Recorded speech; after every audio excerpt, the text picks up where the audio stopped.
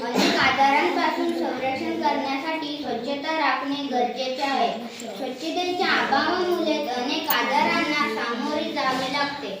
आपण सर्वांनी वैयक्तिक स्वच्छता ठेवायला. पृथ्वीमालेतील एक सुंदर ग्रह आहे. आपण सर्वजण पृथ्वीवर राहतो. पृथ्वीला माझ्या मित्रमैत्रिणी आणि माझ्या बहिणीला आज मी तुमच्या समोर एक अत्यंत म्हणजे पृथ्वी आणि पृथ्वी